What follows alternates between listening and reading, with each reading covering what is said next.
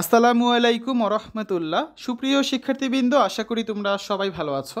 এই ভিডিওটা তৈরি করছি সপ্তম শ্রেণীর শিক্ষার্থীদের জন্য। 2024 সালের সপ্তম শ্রেণীর ইসলাম শিক্ষা বইয়ের তৃতীয় অধ্যায় কুরআন ও হাদিস শিক্ষা এর সপ্তম পর্বে আজকে আমরা দেখব 74 পৃষ্ঠার দলগত কাজের সমাধান। 74 পৃষ্ঠার দলগত কাজটি হচ্ছে, শিক্ষার্থীরা সূরা আল আসর শুদ্ধরূপে তিলাওয়াত করবে এবং পরস্পরের মধ্যে এ সূরা শিক্ষা আলোচনা করবে। আমরা গত দুইটা পর্বে সূরা আন নাসর আর সূরা আল কাফিরুনের অনুবাদ দেখেছিলাম, তিলাওয়াত দেখেছিলাম এবং সূরার শিক্ষা নিয়ে আলোচনা করেছিলাম। সূরা আল আসর। সূরা আল আসর আল কুরআনের 103তম সূরা। এটি মক্কা শরীফে অবতীর্ণ হয়েছে। এর আয়াত সংখ্যা মাত্র 3টি। পবিত্র কোরআনের মোট ছোট সূরাসমূহের মধ্যে এটি অন্যতম। তবে এই সূরার মর্ম ও তাৎপর্য অত্যন্ত ব্যাপক। এই সূরার প্রথমে আল্লাহ তাআলা আসর বা মহাকালের শপথ করেছেন, এজন্য এই সূরার নাম রাখা হয়েছে আল আসর। রাসূলুল্লাহ সাল্লাল্লাহু আলাইহি সাল্লাম এর সাহাবীগণের মধ্যে দুই ব্যক্তি ছিল, তারা পরস্পর মিলিত হলে একজন অন্যজনকে সূরা আসর পাঠ করে না শোনানোর পর্যন্ত বিচ্ছিন্ন হতেন না। ইমাম শাফি রহমতুল্লাহ সাল্লাম বলেছেন, যদি মানুষ কেবল এই সূরাটি সম্পর্কে চিন্তা করত তবে এটি তাদের জন্য যথেষ্ট ছিল।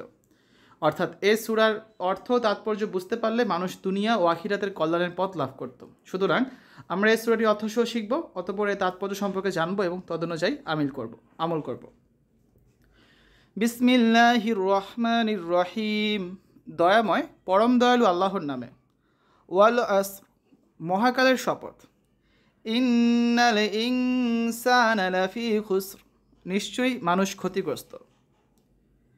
ইল্লাল্লাযীনা আমানু ওয়া আমিলুস সালিহাতি ওয়া তাওয়াসাউ বিল হাক্কি ওয়া তাওয়াসাউ বিস সবর, কিন্তু তারা নয় যারা ঈমান আনে ও সৎকর্ম করে এবং পরস্পরকে সত্যের উপদেশ দেয় ও ধৈর্যের উপদেশ দেয়।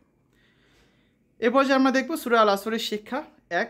সময় অত্যন্ত মূল্যবান। যারা দুনিয়াতে সময়ের সদ্ব্যবহার করবে এবং নেক আমল করবে, পরকালে তারাই সফলতা লাভ করবে। 2. সকল মানুষ অবশ্যই ক্ষতির মধ্যে রয়েছে, তবে 4টি গুণ বিশিষ্ট মানুষ ব্যতীত।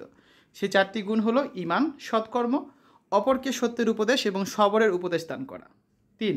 আমরা ঈমান আনবো এবং নেক কাজ করব, কোনো প্রকার অন্যায়, অত্যাচার ও অনৈতিক কাজ করব না। 4. আমাদের বন্ধুবান্ধব, ভাই বোন, আত্মীয় স্বজন, পাড়া প্রতিবেশী সবাইকে সত্য ও সুন্দরের দিকে আহ্বান করব, সবাইকে উত্তম চরিত্রবান ও নীতিবান হতে উৎসাহ দেব। 5.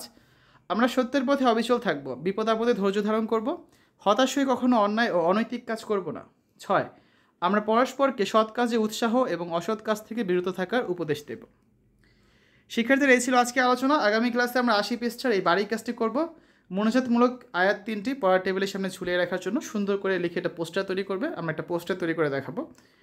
এতক্ষণ তোমরা দেখলে সপ্তম শ্রেণীর ইসলাম শিক্ষা তৃতীয় অধ্যায় কুরআন ও হাদিস শিক্ষা 74 পৃষ্ঠার দলগত কাজের সমাধান। আশা করি তোমাদের কাছে ভিডিওটা ভালো লেগেছে। পরবর্তী পর্বগুলো দেখার আমন্ত্রণ জানিয়ে আজ এখানে বিদায় নিচ্ছি। আল্লাহ হাফেজ।